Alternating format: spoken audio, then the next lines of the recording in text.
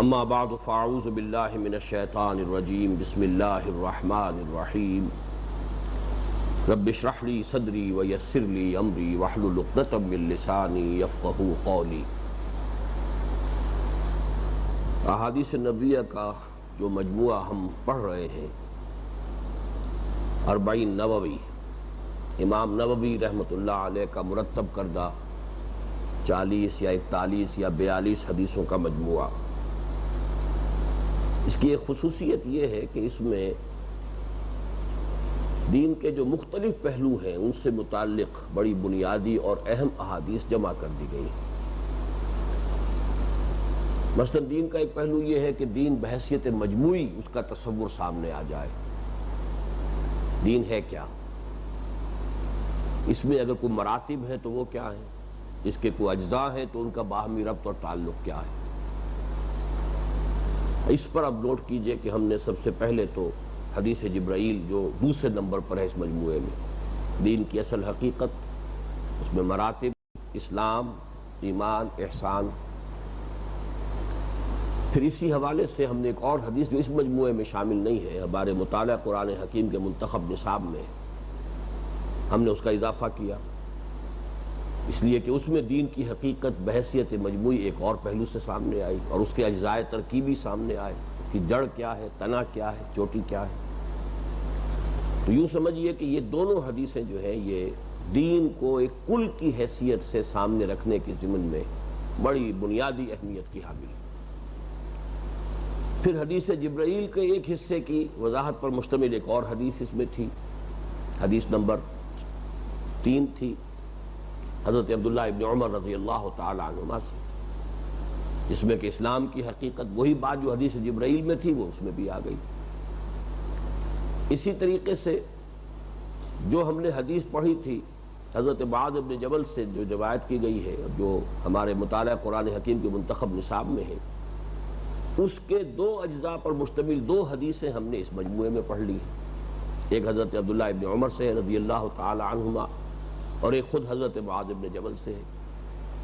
تو یہ تو گویا کہ اسی دین کو بحیثیت کل واضح کرنے کے لیے یہ احادیث، جن میں سے یوں سمجھیے کہ 4 حدیثیں اس مجموعے میں اور 5ویں حدیث کا ہم نے اضافہ کیا کہ جو مطالعہ قرآن حکیم کے منتخب نصاب میں شامل ہے۔ یہ دین بحیثیت مجموعی کل کی حیثیت سے اس کے اجزاء، اس کے مراتب۔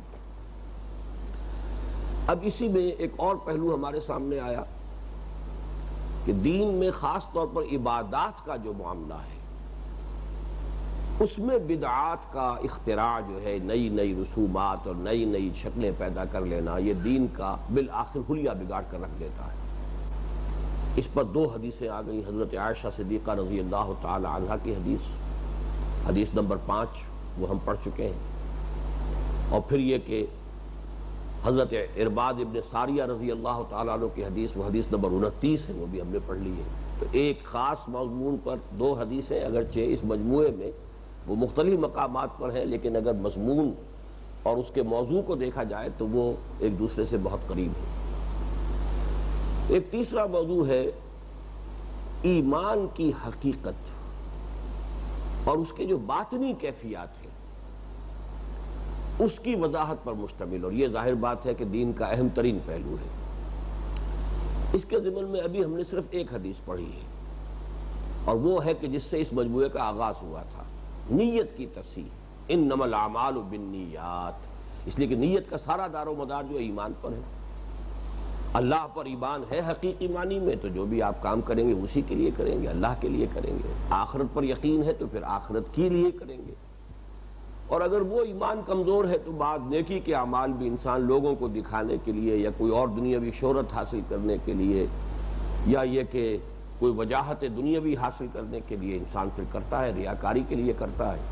تو یہ در حقیقت یہ ریاکاری جو ہے، اور یہ اگر خلوص نیت میں کوئی کمی ہے تو وہ حقیقت میں ایمان کی کمی پر دلالت کرنے والی شے ہے۔ اس موضوع پر بہت سی حدیثیں آئیں گی اس میں، اور وہ جوامع الکلم کے عنوان سے متعدد احادیث آئیں گی، لیکن میں نے اس وقت صرف ایک کیٹیگری کے اعتبار سے کہ اس حدیث کو امام نووی ہی نہیں بلکہ تقریباً تمام محدثین نے اپنے مرتب کردہ مجموعوں کے بالکل شروع میں اس کو شامل کیا ہے، تاکہ یہ معاملہ بھی بالکل شروع سے واضح ہو جائے کہ حدیث کا اگر ہم نے مجموعہ مرتب کیا ہے تو ہماری نیت جو ہے وہ بھی ہم نے خلوص نیت کے ساتھ کیا ہے، اور جو شخص بھی اس کو پڑھے وہ بھی پہلے اپنی نیت کی تصحیح کر لے۔ انما الاعمال بالنیات وانما لکل امرئ ما نوی، اس حوالے سے وہ حدیث نکال لی گئی اور بالکل آغاز میں، ورنہ واقعہ یہ کہ اہمیت کے اعتبار سے اور جابیت کے اعتبار سے تو حدیث جبرائیل جو میں نے آپ کو بتایا تھا کہ ام السنہ ہے، یعنی تمام ذخیرہ احادیث میں اس کا مقام وہی ہے جو قرآن مجید میں سورہ فاتحہ کا ہے۔ ام الکتاب سورہ فاتحہ، ام السنہ حدیث جبرائیل۔ تو جیسے قرآن مجید کا آغاز اور افتتاح ہوتا ہے سورہ فاتحہ سے، ایسے ہی اس مجموعے کا افتتاح ہونا چاہیے تھا حدیث جبرائیل سے، لیکن نہیں، اس حکمت کے پیش نظر کہ وہ جو اصل حقیقت ہے کہ جو کام بھی آپ کرنے چلیں، چاہے وہ طلب علم کا ہے، اس کے لیے یہ ہے کہ پہلے اپنی نیت کی اصلاح کر لی جائے کہ کوئی دنیاوی غرض و غایت جو ہے اس میں پیش نظر اور مد نظر نہ ہو، بلکہ صرف اللہ کے لیے۔ فمن کانت ہجرتہ الی اللہ ورسولہ فہجرتہ الی اللہ ورسولہ ومن کانت ہجرتہ لدنیا یصیبها او امرأۃ ینکحها فہجرتہ الی ما ہاجر الیہ۔ اب آج جو پہلے ہم نے 3 حدیثیں پڑھنی ہیں، ان 3 کا تعلق ہے اسلام کے فقہی نظام سے۔ اسلام کا ایک داخلی نظام ہے، ایمانی حقائق ہیں، لیکن ایک اس کا قانونی نظام بھی ہے جو اس کے ظاہری اعمال سے بحث کرتا ہے، حلال، حرام، فرائض، واجبات، منہیات، یہ ایک جو ڈھانچہ بنتا ہے۔ اور آپ کو معلوم ہے کہ جو ہمارا علم فقہ اب کہلاتا ہے، حالانکہ لفظی طور پر فقہ کے معنی فہم، اور حدیث نبوی میں جب یہ لفظ آتا ہے تفقہ، تو وہ در حقیقت فہم دین اور فہم قرآن کے لیے آتا ہے۔ اس لیے کہ حضرت عبداللہ ابن عباس رضی اللہ تعالیٰ عنہما کے لیے حضور نے یہ دعا فرمائی تھی، اللہم فقہہ فی الدین وعلمہ التاویل، اے اللہ اس نوجوان کو دین کا فہم عطا کر دے اور قرآن مجید کی تفسیر و تعویل کا صحیح ملکہ ان کو حاصل ہو جائے۔ یہ دعا کی ہے، تو یہ خاص جو ہے قانونی معاملے کے لیے نہیں ہے، لیکن بعد میں یہ لفظ جو ہے علم فقہ یہ خاص ہو گیا ہے اسلام کے قانونی نظام کے بارے میں، جو اس کے احکام ہیں، اوامر و نواہی ہیں، حلال اور حرام ہیں، فرائض و واجبات ہیں، محرمات ہیں، ان تمام کا جو ایک نظام ہے اس کے لیے اس کو ہم اب کہتے ہیں علم فقہ۔ تو یوں سمجھیے کہ 3 حدیثیں وہ ہیں کہ جو اس اعتبار سے بڑی فنڈامنٹل ہیں۔ ان میں سب سے پہلے یہ الحدیث السادس، 6ٹھی حدیث، عن ابی عبداللہ نعمان بن بشیر رضی اللہ عنہما قال، حضرت عبداللہ ابو عبداللہ نعمان بن بشیر رضی اللہ عنہما چونکہ آیا، اس کا مطلب یہ کہ حضرت نعمان بھی صحابی ہیں، ان کے والد بشیر وہ بھی صحابی ہیں۔ عن ابی عبداللہ النعمان بن بشیر رضی اللہ عنہما قال سمعت رسول اللہ صلی اللہ علیہ وسلم یقول، انہوں نے فرمایا کہ میں نے خود سنا اللہ کے رسول صلی اللہ علیہ وسلم کو یہ فرماتے ہوئے، ان الحلال بین وان الحرام بین وبینہما امور مشتبہات لا یعلمہن کثیر من الناس۔ بڑی فنڈامنٹل بات ہے۔ حلال، یقیناً حلال بالکل واضح ہے، اور یقیناً حرام بالکل واضح ہے۔ بین کہتے ہیں وہ شے جو بالکل واضح ہو، جس کو کسی اور اضافی وضاحت کی، اضافی دلیل کی کوئی ضرورت نہ ہو، جس کو میں اکثر اپنے دروس میں فارسی کے اس مقولے سے ہمیشہ اس کی وضاحت کیا کرتا ہوں، آفتاب آمد دلیل آفتاب۔ جب سورج طلوع ہو جائے تو اپنے وجود پر وہ خود ہی دلیل ہے، اب کسی اور دلیل کی اسے حاجت نہیں۔ تو بین شے وہ ہے جو بالکل روز روشن کی طرح آیا ہو، واضح ہو۔ ان الحلال بین والحرام وان الحرام بین وبینہما امور مشتبہات لا یعلمہن کثیر من الناس۔ ایک انتہا پر تو وہ حلال چیزیں ہیں جن کا حلال ہونا بالکل واضح ہے، دوسری انتہا پر وہ حرام چیزیں ہیں کہ جن کا حرام ہونا بالکل واضح ہے، بین ہے۔ ان دونوں کے مابین کچھ چیزیں ہیں کہ جو مشتبہ ہیں، یقین کے ساتھ نہیں کہا جا سکتا کہ یہ حلال ہے یا حرام ہے، کوئی صریح نصوص موجود نہیں ہے کہ جو اس کی حلت یا حرمت پر دلالت کرنے والے ہوں، لہذا اس کے بارے میں شبہ پیدا ہو سکتا ہے، متشابہات کسی شکل مشتبہات ہو جاتی ہیں۔ اب یہ ایک حقیقت ہے جس کو یہاں پر یعنی دین کا جو عملی نظام ہے، ڈھانچہ ہے، اس کے بارے میں ایک بڑی بنیادی حقیقت اس ایک جملے میں آ گئی ہے کہ ایک طرف وہ حلال ہے کہ جو بالکل واضح طور پر حلال ہے، جس کے لیے کوئی نص موجود ہے کہ وہ حلال ہے، ایک طرف وہ حرام ہے کہ جو واضح طور پر حرام ہے، جس کے لیے نص موجود ہے کہ وہ حرام ہے، بیچ میں اب شبہ ہو جائے گا، شیڈز بن جائے گا۔ اس میں اب ایک بات نوٹ کر لیجئے، pure legal point of view سے، خالص فقہی اعتبار سے اصول یہ ہے جس شے کی حرمت ثابت نہ ہو وہ حلال ہے۔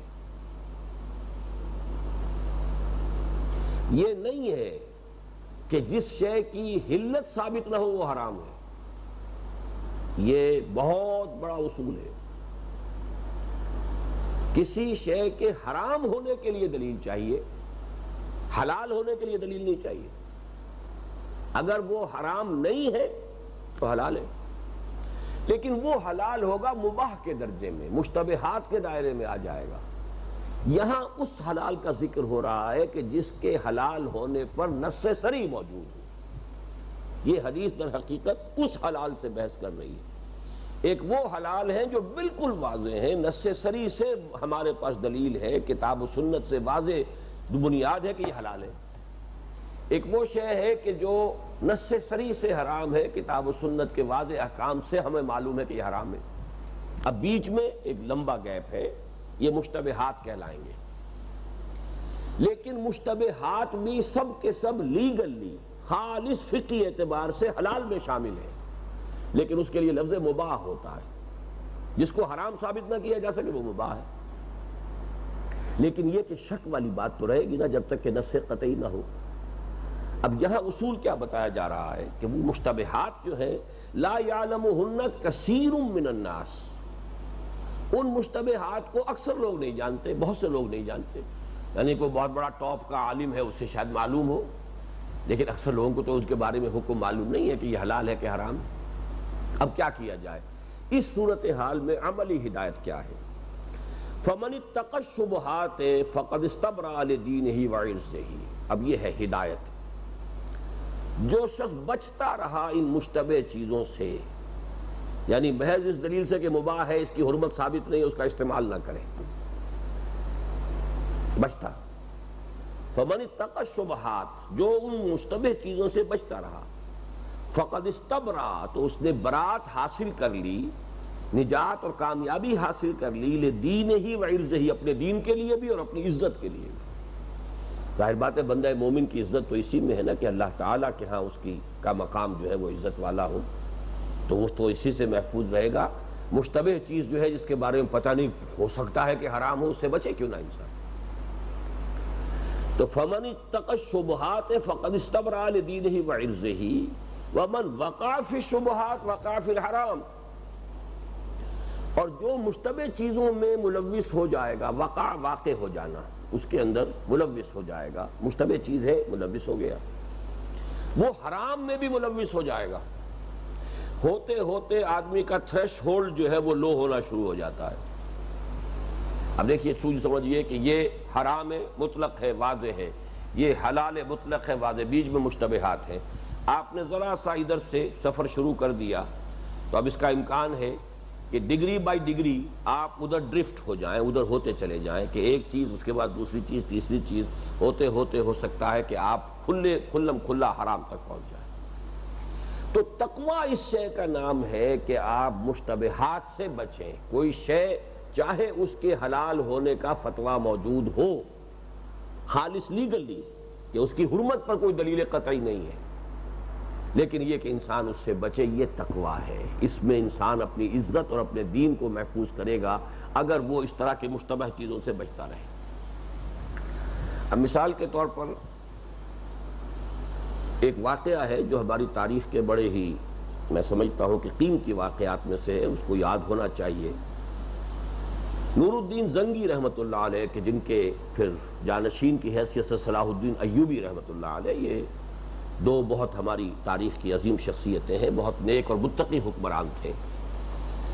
نور الدین زنگی کا ولی عہد بیمار ہو گیا شدید، مرض الموت ایک طرح سے سمجھی گئی کہ اب یہ زندگی میں بچنے کے بہت کم امکانات ہیں۔ طبیبوں نے کہا کہ اگر شراب یہ پئیں کچھ تھوڑی سی تو کچھ توقع ہے کہ شاید افاقہ ہو. کہا گیا کہ تھوڑی شراب پی لیجئے. یہ تو حرام ہے، میں کیسے پی لوں؟ نے کہا کہ جان بچانے کے لیے جائز ہے. کہ کہاں ہے؟ فتویٰ لاؤ. فتویٰ لا دیا گیا. جو بھی فقیہ تھے وہ ان کا فتویٰ آ گیا کہ جائز ہے، جان بچانے کے لیے جائز ہے. فرمایا ہو سکتا کسی دوسرے مسلک کے اندر حرام ہو. چاروں سنی فقہا کے اس وقت کے جو مفتی تھے چاروں کے فتوے آ گئے. اب اس شخص نے چاروں کو بلا لیا، انہیں بلاؤ میرے پاس، اور کہا دیکھو اگر میری موت کا وقت آ چکا ہے اللہ کے علم اور اللہ کی حکمت میں تو کیا اس شراب سے وہ ٹل جائے گا؟ نہیں. نمبر 2، اگر اللہ مجھے شفا دینا چاہتا ہے تو کیا وہ شراب کا محتاج ہے؟ کہا نہیں. تو جاؤ لے جاؤ اپنے فتوے، میں نہیں پیوں گا. یہ ہے وہ تقویٰ کہ مشتبہ چیز سے انسان اپنے آپ کو بچائے، فتویٰ چاہے موجود ہو. اسی کو ایک اور حدیث شاید اس میں بھی ہو شامل، استفت قلبک ولو افتاک المفتی. اپنے دل سے پوچھا کرو، چاہے مفتی تمہیں فتویٰ دے بھی دے لیکن اصل مفتی تمہارے دل میں. لیکن بندہ مومن کا دل ہو، فاسق و فاجر کا دل نہ ہو جو خود ہی پولیوٹڈ ہو، اس کے آنکھوں پہ اینکیں چڑھی ہوئی ہوں. کو دوسری بندہ مومن جو ہے خلوص اور اخلاص کی نعمت سے اگر مالا مال ہو گیا ہے تو اس کا دل سب سے بڑا مفتی ہوتا ہے. لیکن اس کا دل کا فتویٰ بھی ظاہر بات ہے کہ ان چیزوں میں نہیں آئے گا کہ جو نصوص کے ذریعے سے حلال یا حرام ہے. ان چیزوں کے اندر کہ جہاں کوئی وہ ہارڈ اینڈ فاسٹ لائن جو ہے واضح نہیں ہے، وہاں وہ دل کا فتویٰ جو ہے وہ یقیناً وہی سب سے زیادہ رہنمائی کرنے والا ہے. اب یہاں اس حدیث میں حضور نے ایک بڑی پیاری تمثیل دی ہے. کر راعی یرعی حول الحما یوشک ان یرتع فیہ. اس چرواہے کے مانند کہ جو کسی محفوظ چراگاہ کے قریب اگر اپنے ریوڑ کو چرا رہا ہو تو اندیشہ ہے کہ پھر وہ اس محفوظ چراگاہ کے اندر بھی چرا لے گا.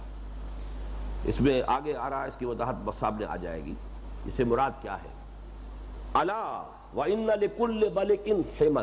آگاہ ہو جاؤ، ہر بادشاہ کی ایک محفوظ چراگاہ ہوتی ہے. یہ اصل میں اس زمانے کی بات کو تصور کیجئے جبکہ بادشاہی نظام تھا تو اب بادشاہ کے اپنے جو ہیں وہ گھوڑے ہیں اور اپنے جو جانور ہیں بھیڑیں بکریاں ہیں اس کے اپنے. اب اس نے کوئی علاقہ خاص کر لیا ہوتا تھا کہ یہاں سوائے میرے اپنے جانوروں کے کوئی اور جانور آ کر نہیں چرے گا، بلکہ یہ محفوظ علاقہ ہے میرے بادشاہی جو بھی استبل ہے یا اس کے جو بھی ہے ڈھور ڈنگر ہیں، یہ ان کے لیے محفوظ علاقہ. اس میں رعیت میں سے کوئی شخص نہیں آ سکتا. اب وہ محفوظ چراگاہ ہے بادشاہ کی. اگر کوئی عام آدمی جو ہے رعیت میں سے اپنی بھیڑ بکریوں کے گرلے کو لے کر عین اس چراگاہ کی آخری حد تک چلا جائے گا تو اندیشہ ہے نا کہ کوئی بھیڑ چھلانگ لگائے اور جائے اس چراگاہ کے اندر، اور بھیڑ چالیے ہوتی ہے پھر ہر بھیڑ جائے گی لازماً. وہ تو بھیڑ چالیے ہی ہے. ابھی ایک خبر آئی ہے چین میں اتنے 100 بھیڑوں نے اجتماعی خودکشی کر لی. اب وہ جو خبر پڑھی تو اس کا مطلب کیا تھا؟ متن کچھ تھا، خبر کیا تھا کہ وہ ایک بھیڑ نے دریا میں چھلانگ لگا دی. اب اس کے بعد ایک ایک کر کے یہ بھیڑ چال ہوتی ہے، پھر وہ نہیں دیکھتی کہ یہ آگے کیا اس کا حشر ہوا ہے. جس نے ایک نے چھلانگ لگا دی تو دوسری بھی لگائے گی، تیسری بھی لگائے گی. وہ کئی 100 بھیڑیں جو ہیں دریا میں چھلانگ مار کے اور ختم ہو گئی. تو پھر یہ کہ اس کا اندیشہ ہے کر راعی یرعی حول الحما یوشک ان یرتع فیہ. الا وان لکل ملک حما الا وان حما اللہ محارمہ. آگاہ ہو جاؤ کہ اللہ کی محفوظ چراگاہ کے مانند اس کے محرمات ہیں، جن چیزوں کو اس نے حرام قرار دے دیا اس کے قریب نہیں جانا. فلا تقربوها، مت جاؤ اس کے قریب. تو جن چیزوں کو اللہ نے حرام قرار دے دیا ہے یہ گویا کہ ایک تشبیہ ہے کہ جیسے بادشاہ کی کوئی اپنی محفوظ چراگاہ ہوتی ہے ایسے ہی یہ اللہ تعالیٰ کی طرف سے یہ چیزیں ممنوع ہیں، آؤٹ آف باؤنڈز ہیں عام لوگوں کے لیے. الا وان فی الجسد مضغۃ. اب دیکھیے یہ ٹکڑا جو آیا ہے اس حدیث کا وہ در حقیقت اس کے باقی مضمون سے نہیں بلکہ وہ دین کی اصل جو بنیادی اور باطنی حقیقت ہے، وہ جو دل کی نیت کا مسئلہ جو جس سے کہ یہ مجموعہ شروع ہوا ہے. الا وان فی الجسد مضغۃ. آگاہ ہو جاؤ کہ انسان کے جسم میں ایک لوتھڑا ہے. اذا صلحت صلح الجسد کلہ. جب وہ صحیح ہوتا ہے تو پورا جسم صحیح ہوتا ہے. وَإِذَا فَسَدَتْ فَسَدَ الْجَسَدُ كُلُّهُ. اور جب اس میں فساد ہو، اس میں خرابی ہو، اس میں بیماری ہو، اس میں روگ ہو تو پورا کا پورا جسم جو ہے وہ فاسد ہو جاتا ہے۔ الا وہی القلب، آگاہ ہو جاؤ کہ وہ دل ہے، اس لیے کہ سارا دار و مدار ایمان کا دل پر ہے، ایمان کا محل جو ہے، مقام، وہ دل ہے۔ وَلَمَّا يَدْخُلُ الْإِيمَانُ فِي قُلُوبِكُمْ، ابھی تک ایمان تمہارے دلوں میں داخل نہیں ہوا۔ ایمان کے دو محل ہیں، ایک قانونی ایمان ہے، وہ زبان، آمنت باللہ کما ہوا باسمائہ وصفاتہ وقبلت جمیع احکامہ، آمنت باللہ وملائکتہ وکتبہ ورسلہ والیوم الآخر والقدر خیرہ وشرہ من اللہ تعالی والبعث بعد الموت۔ اب یہ تو محل کیا ہے اس ایمان کا؟ اقرار باللسان، زبان۔ ایمان حقیقی کا محل کیا ہے؟ قلب۔ جیسے کہ سورہ حجرات میں دونوں اعتبارات سے مثبت بھی، وَلَٰكِنَّ اللَّهَ حَبَّبَ إِلَيْكُمُ الْإِيمَانَ وَزَيَّنَهُ فِي قُلُوبِكُمْ، اللہ تعالیٰ نے تمہارے نزدیک ایمان کو محبوب کر دیا ہے اور اسے تمہارے دلوں میں کھبا دیا ہے۔ اور دوسرے لوگوں کے بارے میں فرمایا وَلَمَّا يَدْخُلِ الْإِيمَانُ فِي قُلُوبِكُمْ، ابھی تک ایمان تمہارے دلوں میں داخل نہیں ہوا، مثبت اور منفی دونوں اعتبارات سے۔ تو محل ایمان حقیقی قلب ہے۔ اب اس میں ایمان ہے تو درست ہے، اور ایمان ہی درست ہوگا تو نیت بھی صحیح ہوگی، جیسا کہ میں نے آج شروع میں عرض کیا انما الاعمال بالنیات، اور نیت کا سارا دار و مدار جو ہے وہ در حقیقت ایمان پر ہے۔ تو گویا کہ اگر دل میں ایمان ہے تو سارے وجود میں ایمان سرایت کر جائے گا، اور دل میں ایمان نہیں ہے تو تقویٰ کا لبادہ، حلال اور حرام چاہے آدمی بڑی باریک بینی کے ساتھ دیکھ رہا ہے، تو حقیقت میں کیا ہوگا پھر؟ اس کا جو تعلق اب ان دونوں حصوں کا جڑتا ہے وہ کہاں جڑتا ہے؟ وہ حضرت مسیح علیہ السلام کے قول سے آپ کو سمجھ میں آئے گا کہ جو یہودی علماء کے بارے میں انہوں نے تنقیداً الفاظ کہے تھے کہ تمہارا حال یہ ہے کہ تم مچھر چھانتے ہو اور سموچے اونٹ نگل جاتے ہو۔ ایک طرف تو دین کی قانونی جو ہے وہ منہ شگافیاں، باریک بینیاں، یہ مچھر کے کاٹنے سے دم تو نہیں لازم آ گیا، مچھر نے کاٹا اور میں نے مچھر مار دیا، احرام کی حالت میں میں تھا تو یہ مچھر مارنے سے جو ہے کہیں ایسا تو نہیں ہو گیا کہ مجھ پر دم لازم آ گیا ہو۔ یہ غالباً حضرت عبداللہ ابن عمر رضی اللہ تعالیٰ عنہما سے یہ فتویٰ پوچھا کسی کوفی نے، اور یہ جبکہ واقعہ کربلا ہو چکا تھا، تو انہوں نے فرمایا کہ ان لوگوں کا حال عجیب ہے، ان کوفیوں کا، رسول کے نواسے کو تو شہید کر دیا اور مچھر کے مارنے پر انہیں تشویش ہو رہی ہے کہ مچھر کے مارنے سے مجھ پر دم تو لازم نہیں آ گیا کہیں۔ تو اونٹ سموچے نگلے جاتے ہیں اور مچھر چھانے جاتے ہیں بیٹھ کر۔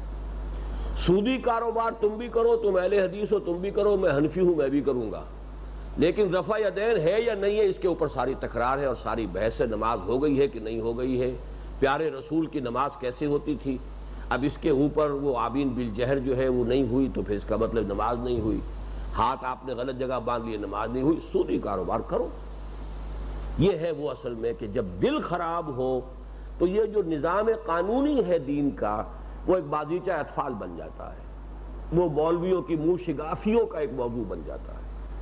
وہ پروفیشنل جو مذہبی لوگ ہوتے ہیں ان کی ساری دلچسپیاں اس سے رہتی ہیں، وہ بڑے بڑے اونٹ جو ہیں سموچے وہ نگلے جاتے ہیں۔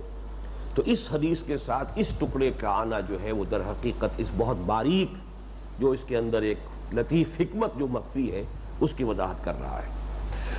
متفق علیہ ہے، یہ صحیح بخاری اور صحیح مسلم دونوں میں موجود ہے۔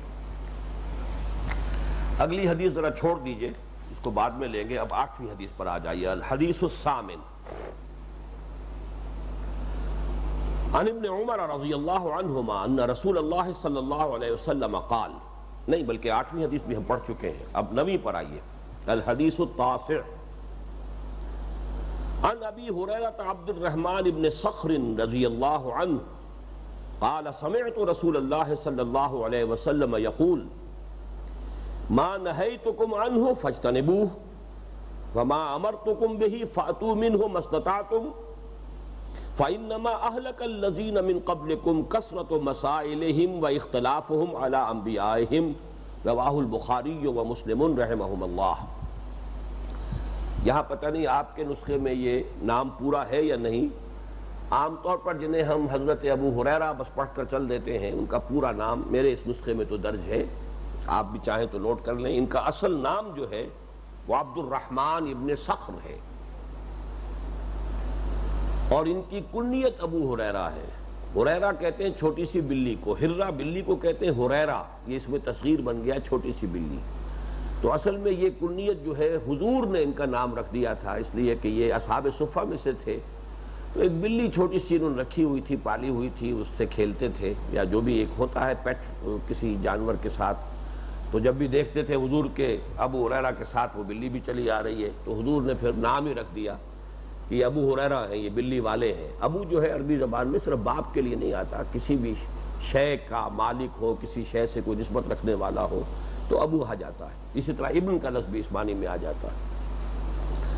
تو عن ابی ہریرہ عبد الرحمن ابن صخر، عبد الرحمن ابن صخر جن کی کنیت ابو ہریرہ ہے، ان سے روایت کیا گیا رضی اللہ عنہ قال سمعت رسول اللہ صلی اللہ علیہ وسلم، وہ فرماتے ہیں کہ میں نے خود سنا اللہ کے رسول کو فرماتے ہوئے، ما نہیتکم عنہ فاجتنبوہ۔ اب دیکھیے پھر وہی احکام کا ایک سلسلہ، جس چیز سے میں نے تمہیں روک دیا ہے اس سے باز رہو، روکے رہو، اجتناب کرو۔ اجتناب کون سا باب ہے جی؟ افتعال۔ حروف اصلیہ کون سے ہوئے جی؟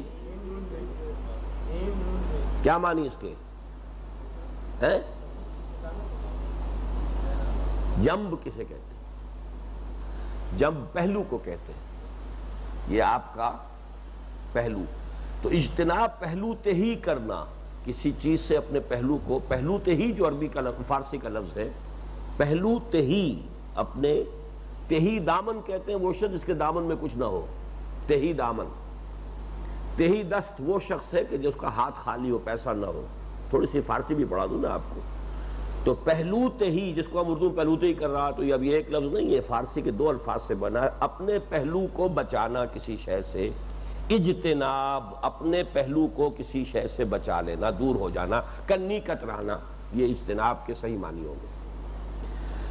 تو ما نہیتکم عنہ فاجتنبوہ، جس چیز سے میں نے تمہیں روک دیا ہے۔ اب ظاہر بات ہے جو روک دیا ہے وہ صریح بات ہو گئی، حضور کی طرف سے وضاحت کے ساتھ فرما دیا، اس کو مت استعمال کرو، مت کھاؤ، مت پیو، مت استعمال کرو، جو بھی ہے، جس اعتبار سے بھی نہیں ہے۔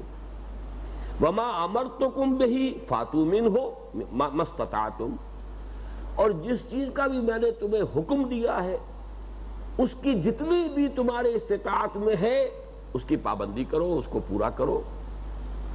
اس کے اندر اب اس میں دیکھیے بڑا پیارا انداز ہے، حرام سے بچنے کے لیے تو یہ نہیں کہا کہ جتنا تمہارے اندر استطاعت ہو، نہیں، حرام سے تو بچنا ہی بچنا ہے، جس چیز سے روک دیا رکنا ہی رکنا ہے۔ لیکن حلال یا فرض کے معاملے میں یا نیکی کے معاملے میں ظاہر بات ہے کہ درجات ہوں گے آگے سے آگے بڑھنے کا، جیسے قرآن مجید میں بھی آیا ہے کہ فَيَتَّبِعُ أَحْسَنَهُ، قرآن مجید وہ اللہ کی آیات سنتے ہیں تو اس کے بہتر سے بہتر پہلو کی وہ پیروی کرتے ہیں۔ تو یہاں پہ فرمایا فَمَا أَمَرْتُكُمْ بِهِ فَأْتُوا مِنْهُ مَا اسْتَطَعْتُمْ، اس میں سے جس حد تک بھی استطاعت ہے پوری کرو، میرا حکم ہے۔ فَإِنَّمَا أَهْلَكَ الَّذِينَ مِن قَبْلِكُمْ، اب یہاں پہ اصل بات کیا کہی جا رہی ہے یہ اگلی حدیث میں اور واضح ہو کر آ جائے گا کہ جہاں سکوت اختیار کیا ہو نبی نے یا قرآن نے، اس کے بارے میں خام خواہ کھوج کرید مت کرو۔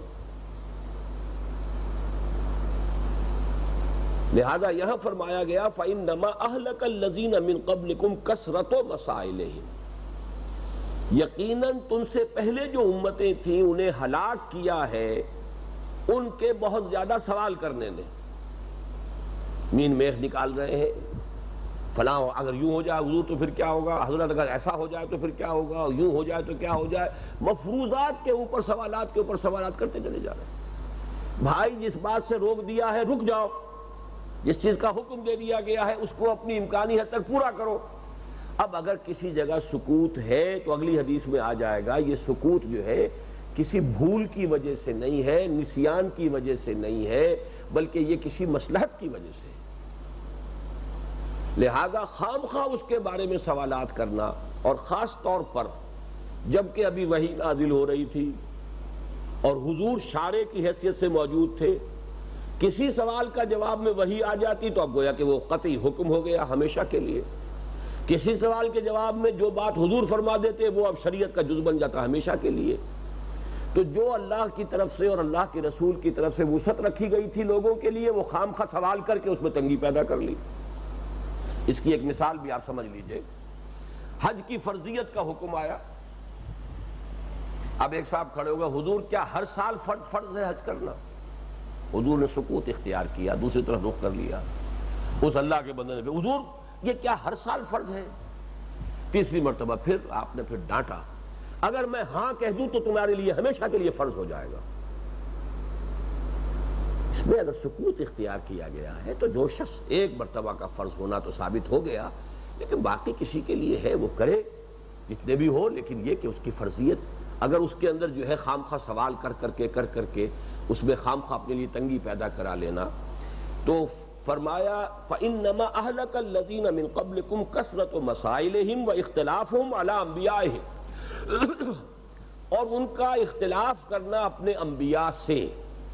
یہاں میں نے ایک دو ترجمے کنسلٹ کیے ہیں، سب نے تقریباً ترجمہ یہی کیا ہے، وہی میں آپ کے سامنے کر رہا ہوں. لیکن مجھے کچھ شبہ ہے اس میں کہ اعلیٰ کا جو یہاں صلہ آیا ہے تو اس کا مطلب یہ نہیں ہے. نبیوں سے اختلاف کرنے کی تو میں نہیں سمجھتا کہ کوئی بھی صحابی یا کوئی بھی نبی کے زمانے کے حواری یا صحابی جو ہیں وہ اس کی جرات کریں گے. تو اعلیٰ سے مراد یہ ہے کہ زیادہ اختلافی مسائل چھیڑ دینے نبیوں کے ہوتے ہوئے، یہ میرے نزدیک زیادہ اس کا قرین قیاس ہے. اعلیٰ جو ہے وہ در حقیقت اعلیٰ انبیائہم، تو اعلیٰ آتا ہے کسی چیز کی موجودگی کے لیے، اعلیٰ رغم نبیوں کے ہوتے ہوئے اپنے اختلافات جو ہیں ان کے مسائل کو چھیڑ دینا. جیسے کہ ہم نے پچھلی مرتبہ حدیث پڑھی تھی کہ قدر کے مسئلے کے اوپر بحث شروع کر دی گئی تو حضور ناراض ہوئے، اتنے ناراض ہوئے آپ کا چہرہ سرخ ہو گیا، جیسے کہ دو انار جو ہیں وہ آپ کے دونوں گالوں پر نچوڑ دیے گئے ہوں، سرخ انار. اتنا غصہ آپ کو آیا تو آپ نے فرمایا بِہَٰذَا أُمِرْتُمْ أَمْ بِهَٰذَا أُرْسِلْتُ إِلَيْكُمْ، کیا تمہیں اس چیز کا حکم دیا گیا ہے؟ کیا میں تمہارے پاس اس کام کے لیے بھیجا گیا ہوں؟ جن مسائل کے اوپر اجمال اختیار کیا گیا ہے اجمال پر رہو، اور جن چیزوں کے بارے میں صراحت آ گئی ہے بس اس پر عمل کرنے کی کوشش کرو. یہ خام خواہ کو اختلافی بحثیں چھیڑ دینا اور مسائل جو ہیں ان کے اوپر بحث و نزاع کی بات شروع کر دینا، اسی سے تم سے پہلے کی امتیں ہلاک ہوئی ہیں. تو یہ ہے اصل میں. البتہ اس میں ایک فرق رہے گا کہ اعلیٰ انبیاء ہند کا جو مفہوم میں بیان کر رہا ہوں اس سے یہ بات نکلی ہے، یہ فوری طور پر ابھی میرا ذہن منتقل ہوا ہے کہ اس سے حضور کے بعد جو ہے اگر یہ کام کیا گیا ہو تو اس کی شناعت وہ نہیں رہے گی. مثلا یہ کام کیا ہے ہمارے فقہا نے، خاص طور پر امام اعظم امام ابو حنیفہ رحمۃ اللہ علیہ، انہوں نے جو مجلس بنائی تھی، امام صاحب کی کوئی تصنیف نہیں ہے، نہ انہوں نے کوئی مجموعہ مرتب کیا، نہ کوئی فقہ کی کتاب ان کی ہے. ایک ہی کتاب مشہور ہے اور وہ الفقہ الاکبر ہے، اس کے بارے میں بھی مشکوک ہی ہے کہ وہ آپ کی تصنیف ہے یا نہیں ہے. اصل میں امام صاحب نے جو کام کیا امام ابو حنیفہ رحمۃ اللہ علیہ نے کہ وہ شاگردوں کی ایک جماعت تیار کر دی کہ جو اس کے بالکل اہل ہو گئے تھے کہ مسائل کا استنباط کریں، اور اکثر گفتگو ان کے مابین رہتی تھی، بحث و نزاع بیٹھ کر، اور وہاں ظاہر بات ہے کہ مفروضوں پر بھی گفتگو ہوتی تھی. تو مفروضوں پر گفتگو نبی کے بعد کرنا، اس میں وہ خطرہ نہیں ہے کہ جو مفروضوں پر گفتگو نبی کی موجودگی میں کرنا ہے. نبی کی موجودگی میں کریں گے تو کوئی جو جواب جو آ جائے گا وہ شریعت کا مستقل حصہ بن جائے گا. نبی کے بعد اگر وہ بات ہو رہی ہے تو وہ شریعت کا مستقل حصہ تو نہیں ہے، وہ تو ایک رائے ہوگی. وہ یہ امام اعظم کی رائے تھی، یہ قاضی ابو یوسف کی رائے تھی، یہ امام محمد کی رائے تھی، یہ امام ظفر کی رائے تھی. وہ شریعت نہیں ہے، وہ رائے ہے. اس حوالے سے چونکہ ہمارے ہاں پھر جب فقہی کتابیں مرتب کی گئی ہیں تو جیسا کہ آپ کو معلوم ہے قانون جو ہے وہ تو قانون تو نام ہی موشگافی کا ہے. قانون کے اندر تو ذرا سا نقطہ ادھر سے ادھر ہو جائے، ادھر ہو گیا تو پھانسی ہو گئی، ادھر ہو گیا تو پھانسی نہیں ہوئی اور بری ہو گیا آدمی. یہی وجہ ہے کہ بھٹو صاحب کو آپ کو معلوم ہوگا کہ جو جج تھے وہ 3 جج ایک طرف تھے بری کر رہے تھے اور 4 جج ادھر تھے جنہوں نے پھانسی لٹکا دیا. ظاہر بات ہے کہ نقطہ جو ہے کوئی ایسا ہی قانونی نقطہ تھا کہ جس کے بارے میں اتنا صریح اختلاف ہو سکتا تھا انٹرپریٹیشن کا، تو باریک سے نقطے کے اوپر ہی پھانسی لگ سکتی ہے اور باریک سے نقطے کے اوپر جو ہے وہ جان بخشی ہو سکتی ہے. قانون کا مسئلہ یہی ہے. لہذا جب بعد میں فقہ مرتب ہوئی ہے یا اب بھی اگر قانون مرتب ہوگا تو اس میں وہ فقہی موشگافیاں کرنی پڑیں گی. لیکن اختلافہم علی انبیائہم، نبیوں کے ہوتے ہوئے اس کام کو کرنے کا مطلب یہ تھا کہ آپ شریعت کے دائرے کو مستقل طور پر تنگ کروا رہے ہیں اور لوگوں کے اوپر پابندیاں جو ہے وہ زیادہ سے زیادہ کرواتے چلے جا رہے ہیں. بعد کے کسی شخص کا یہ مقام و مرتبہ نہیں ہے. اس اعتبار سے اگر تفاصیل میں اور مفروضوں پر گفتگو ہو تو اگر اس سے کوئی شخص جو ہے اپنی طبیعت کے افتاد کی وجہ سے اس سے اختلاف کرے لیکن اس کے اندر وہ شناعت اور قباحت نہیں ہے جو اختلافہم علی انبیائہم. یہاں یہ مفہوم جو ہے اس علی کے لفظ کی وجہ سے اسی وقت میرا ذہن ادھر منتقل ہوا ہے، اور میں سمجھتا ہوں کہ یہی بات صحیح ہے. اکثر جگہ ترجمے صحیح نہیں ہوئے. نبیوں سے اختلاف یہ معاملہ نہیں ہوا کرتا. نبیوں کے ہوتے ہوئے اختلافی مباحث چھیڑ دینا، جس کے نتیجے میں کہ پھر شریعت کے احکام جو ہے اس کے اندر اور تفاصیل جو ہے پیدا ہوتی چلی جائیں اور لوگوں کے آپشنز اور محدود ہوتے چلے جائیں. جب تک وہ اتنی باریکیاں نہیں تھی تو آپشنز کھلے. اب آ جائیے اس موضوع پر. الحدیث الثلاثون، 30ویں حدیث.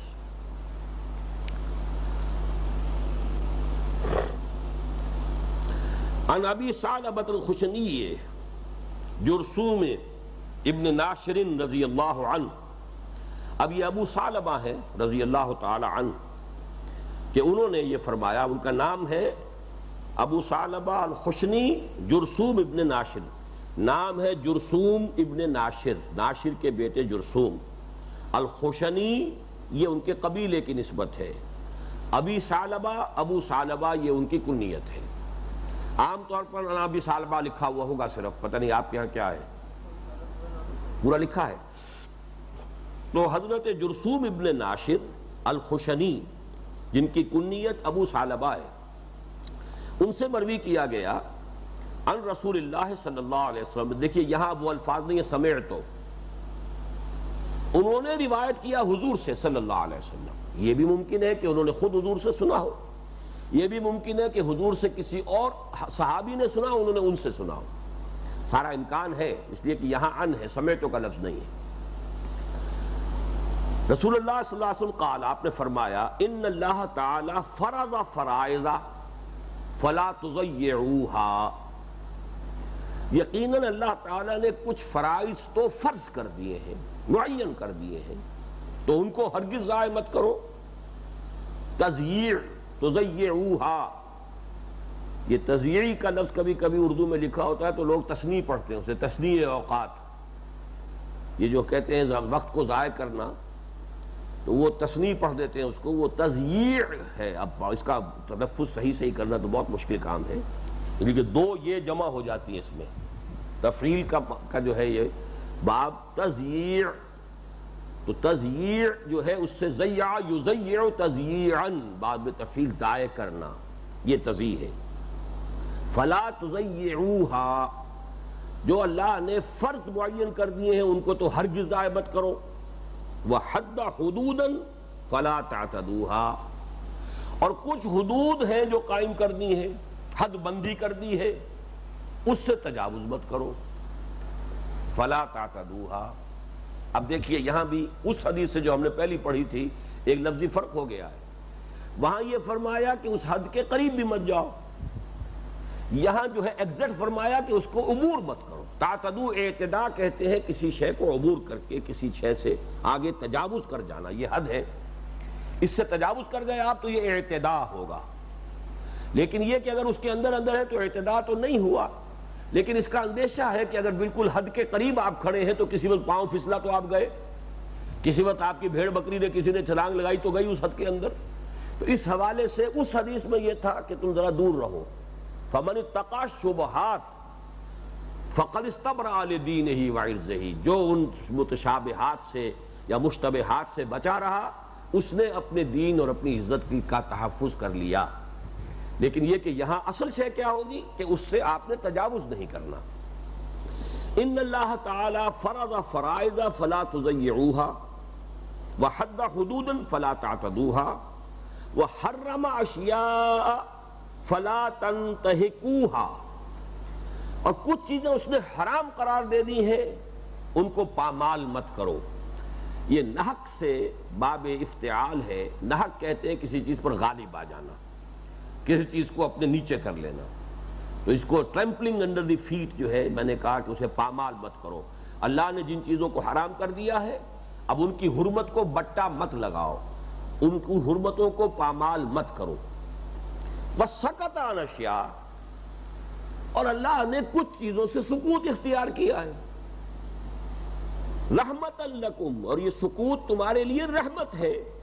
غیر نسیان، کسی بھول کی وجہ سے نہیں ہے۔ یہ بہت اہم نقطہ آ گیا اس میں کہ شریعت میں اگر کوئی گیپ چھوڑے گئے ہیں تو یہ کوئی اللہ تعالیٰ کے علم کا گیپ نہیں ہے، اللہ کے علم کی کوئی کمی نہیں ہے، اللہ کو کوئی نسیان لاحق نہیں ہوا ہے، بلکہ یہ گیپ جو ہے یہ تمہارے لیے رحمت ہے۔ اس حوالے سے کہ فرض کیجئے کوئی شخص کمزور ہے، وہ فرض کیجئے کبھی مشتبہات میں مبتلا ہو بھی جائے تو اب اس کا اتنا تو اپنے گلٹی کانشنس نہ ہو کہ وہ اپنے آپ کو سمجھے کہ میں نے حرام کا ارتکاب کیا ہے۔ کبھی ہو جاتا ہے آدمی سے کوئی خطا ہو جاتی، جیسے قرآن مجید میں 3 جگہ آیا ہے کہ تم اگر ان تجتنبوا کبائر ما تنہون عنہ نکفر عنکم سیئاتکم، موٹے موٹی باتوں سے اگر بچے رہو گے تو چھوٹی چھوٹی خطائیں ہم معاف فرما دیں گے۔ جیسے کہ سورۃ النجم میں آیا الا اللمم، ذرا سی کوئی آلودگی کہیں ہو جائے تو آخر الانسان مرکب من الخطاء والنسیان، انسان خطا اور نسیان ہی سے بنا ہوا ہے۔ لیکن یہ کہ اب اگر اس کے بارے میں بھی پوری صراحت ہوتی تو پھر یہ کہ گلٹی کانشنس اس کا اتنا زیادہ شدید ہوتا کہ پھر انسان کے لیے اپنی اصلاح جو ہے وہ ناممکن ہو جاتی۔ اس فلسفے کو میں نے ایک مرتبہ یوں سمجھیے کہ اس کو اگر آپ 1 ملین سے ضرب دیں تو یہ فلسفہ جو ہے بہت غلط شکل میں عیسائی مذہب کے اندر موجود ہے، لیکن بہت غلط شکل میں۔ غلط شکل کیا ہے؟ چونکہ شریعت موجود نہیں ہے موجودہ عیسائیت میں، لا آف موسیس کو ایبروگیٹ کر دیا سینٹ پال نے، شریعت موسوی صرف یہودیوں پر لاگو تھی، ہم پر لاگو نہیں ہے، عیسائیوں پر لاگو نہیں ہے۔ اب عیسائیت ایک ایسا مذہب ہے جس میں کوئی شے حرام ہے ہی نہیں، کوئی شے فرض ہے ہی نہیں، کچھ اخلاقی تعلیمات ہیں، کچھ تصوف ہے، مسٹیسزم ہے اور ایتھیکل ایجوکیشن ہے۔ لو دائی نیبر ایز دائی سیلف، ٹھیک ہے، بہت اچھی بات ہے، کون نہیں کہے گا اپنے پڑوسی سے اتنی ہی محبت کرو جیسے اپنے آپ سے کرتے ہو، تو یہ تو بڑی اچھی بات ہے۔ لیکن حرام حلال، تو میں نے اس پر سن 70 میں جب میں پہلی مرتبہ میرا وزٹ تھا یونائٹڈ کنگڈم کا، تو وہ تھے بھی دسمبر کا مہینہ، کرسمس کے دن تھے، تو میں نے وہاں ریڈیو پر تقریر سنی باقاعدہ، اور اس نے دلیل دی تھی کہ شریعت نہ ہونا در حقیقت یہ بہت بڑی رحمت ہے، اس لیے کہ شریعت ہوگی تو گناہ کا تصور ہوگا، گناہ کا تصور ہوگا تو گلٹی کانشنس پیدا ہوتا ہے انسان کے اندر، گناہ کا تصور ہی نہیں سرے سے، لہذا وہ گلٹی کانشنس نہیں ہوگا تو اس سے انسان کی صحت درست رہے گی، اس کی جو مورل ہیلتھ ہے وہ صحیح رہے گی، اس کا دل جو ہے وہ آلودہ نہیں ہوگا احساس گناہ سے۔ اب یہ اس کا جو میں بیان کر رہا ہوں ایک جائز حد تک کہ اللہ تعالیٰ نے جو حرام ہے وہ واضح کر دیا، جو لازم ہے وہ واضح کر دیا، جو فرائض ہے وہ واضح کر دیا، ان کی تو کرو پوری پوری پابندی۔ ان اللہ تعالیٰ فرض فرائض فلا تضيعوها وحد حدودا فلا تعتدوها وحرم اشیاء فلا تنتهكوها وسکت عن اشیاء۔ اب ان 3 کے درمیان میں نو مینز لینڈ ہے کچھ، اس کو اللہ نے خود چھوڑا ہے، اور وہ اس لیے چھوڑا ہے، یہ تمہارے لیے رحمت ہے کہ اس میں اگر کبھی، اب اس میں پہلی حدیث کی روح سے تو اس سے بھی بچنا چاہیے کہ جو بھی چیزیں مشتبہ ہیں ان سے بھی بچنا چاہیے، اگر اس میں ملوث ہو گئے، اگر زیادہ ملوث ہو گئے تو پھر اندیشہ ہے کہ کہیں حدود سے تجاوز نہ کر جاؤ۔ لیکن اگر کبھی کسی وقت اس طرح کی کسی مشتبہ چیز میں انسان ملوث ہو جائے تو پھر یہ کہ اس کے اوپر اتنا بوجھ اس کے ذہن پر نہ رہے کہ کوئی میں نے بہت بڑا حرام کام کیا ہے، اس لیے کہ وہ اگر حرام کام کیا تو بوجھ ہونا چاہیے، اگر فرض کو چھوڑا ہے تو بوجھ ہونا چاہیے، اللہ کی کسی حد سے تجاوز کیا ہے تو بوجھ ہونا چاہیے۔ لیکن یہ کہ یہ چھوٹی چھوٹی چیزیں جنہیں سورۃ النجم میں کہا گیا الا اللمم، چھوٹی چھوٹی چیزیں جو ہیں ہو جاتی ہیں، ان سے اللہ درگزر فرماتا ہے، اور انہی کے بارے میں آتا ہے حدیث میں کہ وہ ان الحسنات یذہبن السیئات، ادھر قرآن مجید کی آیت بھی ہے لیکن حدیث میں تفاصیل آئی ہیں، جب انسان وضو کرتا ہے ہاتھ دھوتا ہے تو ہاتھ کے گناہ جو ہے وہ دھل جاتے ہیں، اگر وہ آنکھوں میں پانی ڈالتا ہے تو اس سے آنکھ کا گناہ جو ہے دھل جاتا ہے۔ کون سا گناہ دھل جاتا ہے؟ کوئی گناہ کبیرہ نہیں دھلتا، یہ جو گناہ صغیرہ ہیں، صغائر جو ہیں یہ دھل جاتے ہیں۔ آپ اگر نماز کے لیے چل رہے ہیں مسجد کی طرف تو ہر قدم پر آپ کے کچھ گناہ جو ہیں وہ جھڑ رہے ہیں، کون سے گناہ؟ کبائر نہیں جھڑ، کبائر کے لیے تو لازم ہے کہ آپ توبہ کریں، توبہ کی جو شرائط ہیں پوری کریں، تب وہ گناہ معاف ہوگا۔ صغائر جو ہیں چھوٹے چھوٹے الا اللمم، یہ جو چھوٹی چیزیں ہیں، معمولی چیزیں، گناہ تو وہ بھی ہیں، لیکن یہ کہ وہ گناہ خود بخود بھی ان الحسنات یذہبن السیئات، نیکیوں کے ذریعے سے ان کا ازالہ خود بخود ہوتا رہتا ہے۔ دھلتے رہتے ہیں، وضو کے ساتھ دھل گئے، مسجد کی طرف جا رہے ہیں وہاں دھل گئے، وہاں پہ بیٹھے انتظار کر رہے ہیں تو وہاں ان گناہوں کا کفارہ جو ہے وہ انتظار کا جو بھی لمحہ آپ وہاں گزار رہے ہیں مسجد میں نماز کے لیے، اس سے وہ آپ کی خطائیں جو ہیں، صغائر جو ہیں، ان کا کفارہ ہو رہا، یہ سب ہوتا رہے گا، کبائر نہیں۔ تو یہاں جو نوٹ کرنے کی شے ہے کہ یہ جو سکوت اختیار کیا گیا ہے وہ سکتا نشیا رحمت لکم غیر نسیان، یہ سکوت جو ہے، یہ نو مینز لینڈ جو چھوڑا گیا ہے تین حدود کے مابین، یہ اللہ تعالیٰ نے تمہاری رحمت کے لیے کسی نسیان کی وجہ سے نہیں۔ فلا تبحثوا عنہا، تو اس کے بارے میں کھود کرید مت کرو، اس کے بارے میں خام خواہ کی جو ہے وہ بال کی کھال مت اتارو، کھود کرید مت کرو، بحث نہ، بحث کسے کہتے ہیں اصل میں معلوم ہے جی؟ کریدنا۔ اور بحث کے ساتھ ایک لفظ آتا ہے تمحیص، چھانٹنا، ٹھیک، پہلے آپ نے کریدا اور جو کچھ آ گیا اب اس کو آپ نے چھاج میں چھانٹ لیا ادھر سے یہ، تو یہ چیز جو ہے یہ جیسے کہ کوا کرتا ہے، چونچ مار مار کے پہلے وہ وہاں سے کچھ دیکھتا ہے، پھر کیا نکلا، کوئی دانا نکلا تو دانا کھا جائے گا، کنکر ہے تو وہ تو نہیں کھائے گا، تو پہلے کریدے گا تو پھر کوئی چیز ملے گی نا، تو کریدنے کے بعد جو ہے پھر اب اس میں تمیز کرنا، تمحیص یہ ہے۔ ان اللہ تعالی فرض فرائض فلا تضيعوها وحد حدودا فلا تعتدوها وحرم اشیاء فلا تنتهكوها وسکت عن اشیاء رحمۃ لکم غیر نسیان فلا تبحثوا عنها، یہ تین حدیثیں جو ہیں جیسا کہ میں نے عرض کیا یہ تقریباً ایک مضمون پر ہیں، اور ان کو یکجا کرنے میں بڑی حکمت ہو گئی ہے کہ ایک موضوع کے تقریباً تمام جو پہلو ہیں وہ آپ حضرات کے سامنے آ گئے۔ اب آئیے جو ہم نے حدیث درمیان میں چھوڑی تھی، یہ جو میں نے ایک کیٹیگری آج بیان کی تھی کہ کچھ دین کی حقیقت جو ہے اس کو جامع الفاظ میں تعبیر کرنا،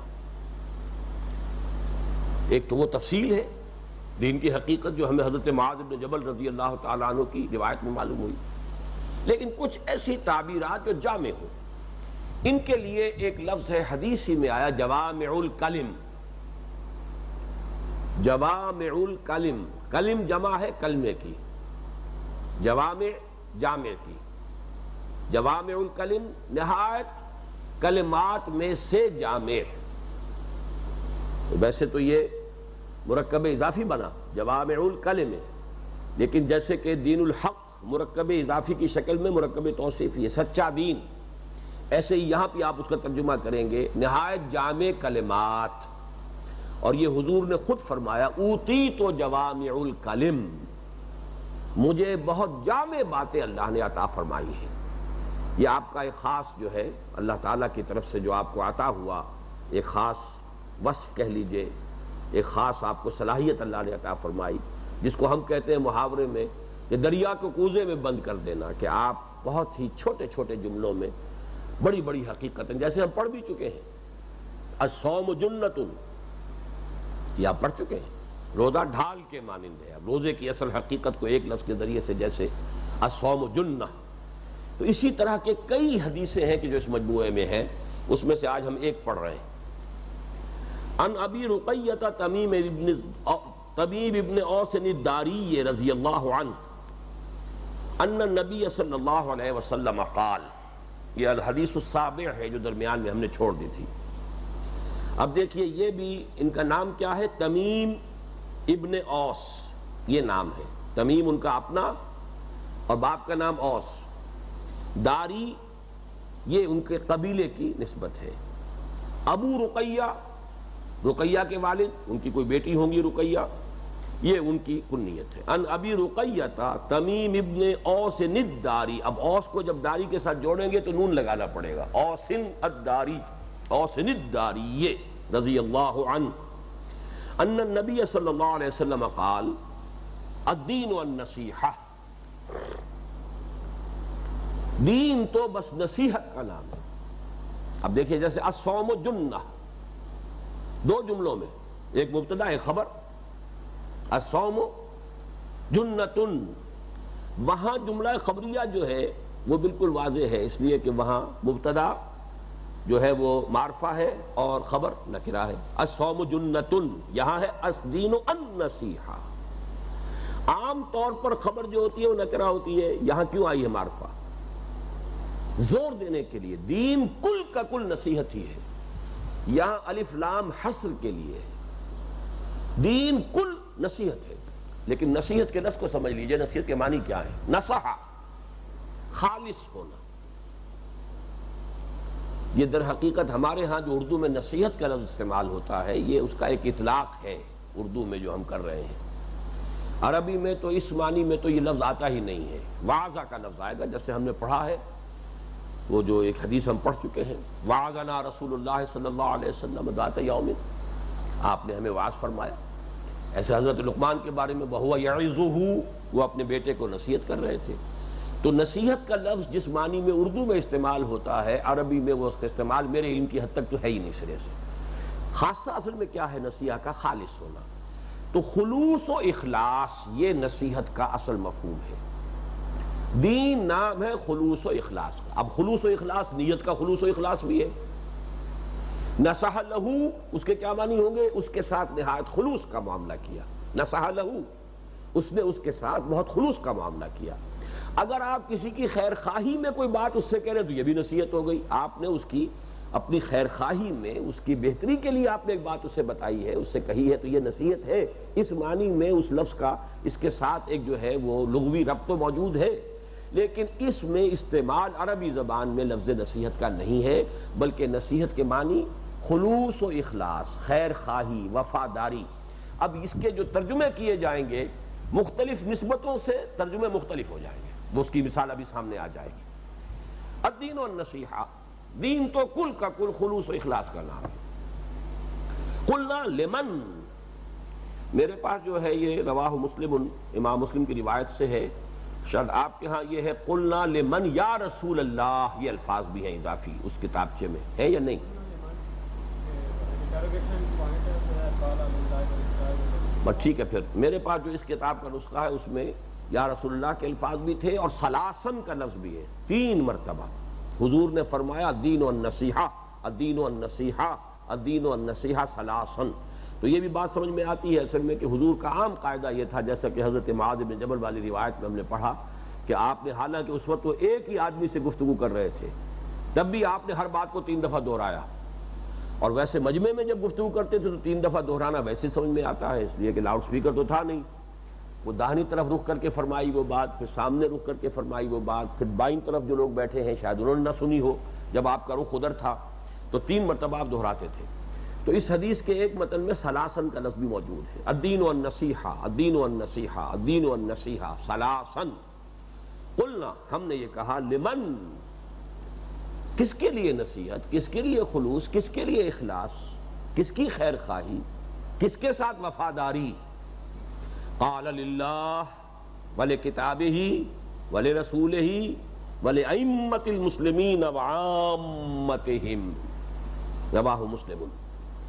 یہ خلوص و اخلاص اللہ کے ساتھ، اس کا کیا مطلب ہے؟ وفاداری بھی ہو، اللہ کی پوری تابعداری بھی ہو، تمام مخلوقات سے بڑھ کر اللہ سے محبت بھی ہو، اللہ کی رضا جوئی ہی انسان کا نصب العین بن جائے. یہ سارا اب اللہ کے ساتھ خلوص و اخلاص. الاعمال بالنیات وہ یہاں پر اس میں شامل ہو جائے گا. گویا کہ وہی بات جو میں نے کہا تھا کہ کچھ چیزیں ایسی ہیں دین کی باطنی حقیقتوں کی تعبیر کے لیے، انہی میں سے اس حدیث کو نوٹ کیجئے، نمبر 1 والی حدیث، اور یہ نمبر 7 والی حدیث آ رہی ہے، اور بھی بہت سی آئیں گی بعد میں، لیکن اس کو نکال لیا ہے شروع میں تاکہ وہ ایک بہت اہم بات جو ہے وہ شروع میں آ جائے. تو اللہ کے ساتھ. دوسری بات جو نوٹ کرنے کی ہے کہ عام طور پر ترتیب ہوتی ہے اللہ کے بعد رسول کی. یہاں لے کتاب ہی آیا ہے، رسول ہی بعد میں آیا ہے. اس کی وجہ کیا ہے؟ یہ بھی ہو سکتا ہے کہ یہ جیسا کہ ہمیں معلوم ہے کہ حدیث جو ہے وہ لفظاً محفوظ نہیں ہوتی، ترتیب آگے پیچھے ہو سکتی ہے. جب حدیث جبرائیل کے اندر بھی ترتیب آگے پیچھے ہے جو ام السنہ ہے تو اور بھی ہو سکتا ہے، لیکن یہ کہ اگر یہی ترتیب ہے تو اس میں ایک بڑی حکمت نظر آتی ہے. اور وہ حکمت یہ ہے کہ رسول کا معاملہ جو ہے ایک خاص اعتبار سے صرف صحابہ کے لیے تھا. ہمارے لیے دائمی طور پر اللہ کے ساتھ منسلک شے اس کی کتاب ہے. اب ہمارے پاس اللہ کی کتاب موجود ہے، رسول صلی اللہ علیہ وسلم کی ایک حیثیت تو اللہ کی حیثیت کے تابع ہے، ان کی اطاعت کرنی ہے، وہ تو جو اللہ کی اطاعت ہے اس کے رسول کی اطاعت ہے، کرنی ہوگی۔ وَمَن يُطِعِ الرَّسُولَ فَقَدْ أَطَاعَ اللَّهَ۔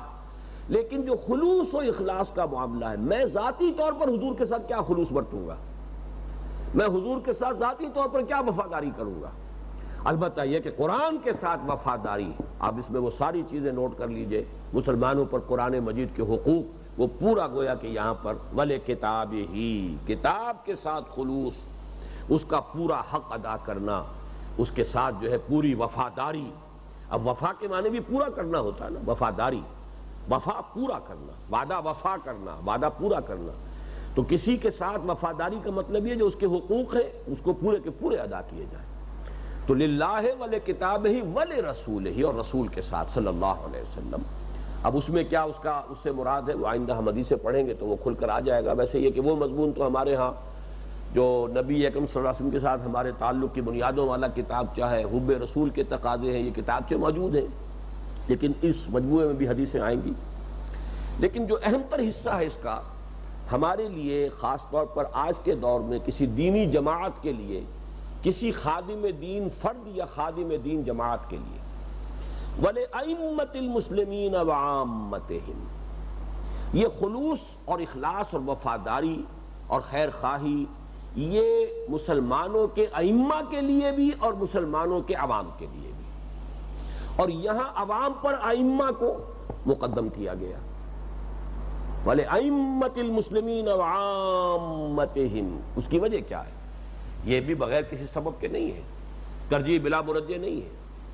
جس کے ہاتھ میں بھی مسلمانوں کے معاملات کی باغ ڈور آ گئی ہے، صحیح آئی ہے، غلط آئی ہے، اچھا آدمی ہے، برا آدمی ہے، لیکن بہرحال قسمت تو اس وقت اس کے ہاتھ میں ہے نا۔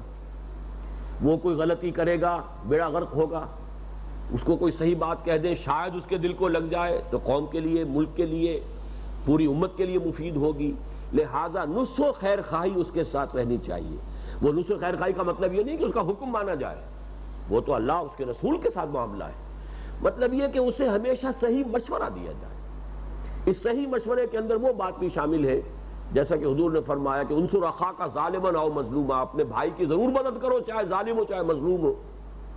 اور صحابہ حیران ہوئے کہ ننصرہ مظلوما فکیف ننصرہ ظالما، حضور یہ تو سمجھ میں آ گیا کہ مظلوم ہونے کی حالت میں ہم اس کی مدد کریں، ظالم ہونے کی حالت میں کیسے مدد کریں؟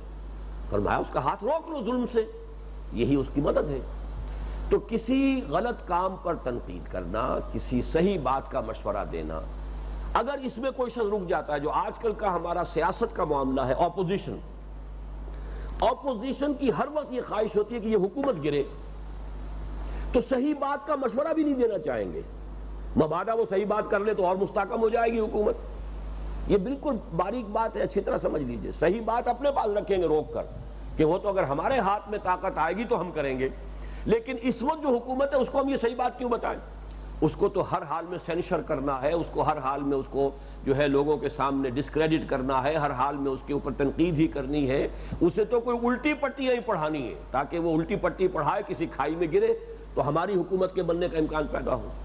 یہ ہے اصل میں موجودہ دور کی جمہوریت، جو مغربی جمہوریت ہے، جس میں کہ party in power and party in opposition کے مابین جو ریلیشنز ہیں وہ بالکل یوں سمجھیے کہ پیتھولوجیکل، وہ ایک طرح کی مرض کی نشاندہی کرنے والی چیزیں ہیں۔